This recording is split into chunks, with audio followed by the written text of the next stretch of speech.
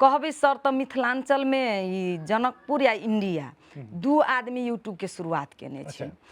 चंदन मिश्रा ओहि पार शुरुआत केलकै, उहो हमरे वीडियो लऽ कऽ, जेने साउस तेहने पुतोह के। एहि साइड बीएन पटेल जी शुरू केला, हम दुनू कोई जोड़ी के रूप में।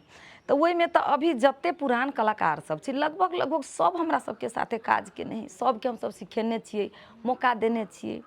अपन सब अलग भऽ गेला, अपन अपन टीम खोलि लेलकै, सब अपन अपन काज करै छै, अपना अपना दुनिया में लागल छै। तो अब हमरो बीएन पटेल जी के कुछ बात नहीं मिलला के कारण से हम अलग भ गेली, तो एगो बेचैनी रहे मन में। तो वही हिसाब से हम अविनाश लग गेली कलकतिया वाली ल, तो वो हमर बात बुझलक। आ हमर मेन रीजन रहे चैनल। देखियो सर, यूट्यूब के शुरुआत हम केने, हमरा ल एगो चैनल नहीं यूट्यूब, ओहि के हमरा बड़ तकलीफ, अही के लऽ कऽ पटेलो जी साथे बात नहीं मिलले। तो अविनाशो जी ल हम गेलिए कलकतिया वाली ल, तो उहे बात हम कहलिए कि हम काज करब बउआ, हमरा एकटा चैनल अहाँ सब बना दिया।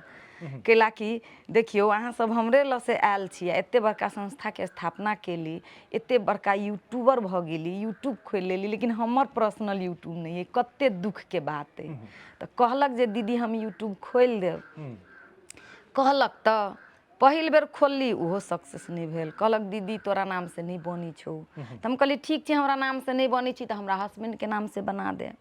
तो हमरा हस्बैंडो के नाम से कहलक नहीं बनी छौ। लेकिन एहनो कहीं नहीं बने सर, नहीं देव चाहल के, वो सब अपना अंडर में राख चाहल। टेक्नोलॉजी तो हाई से किछो ने किछो कोनो न कोनो उपाय निकलिए जेते, अपना अंदर में राख चाहल के।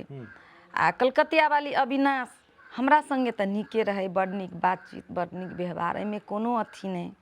लेकिन ओहो तो सिंगल ओकर टीम नहीं छै, ओहू में तो फूलो छै, अरुण छै, मेन डायरेक्टर तो अरुणे यादव छै।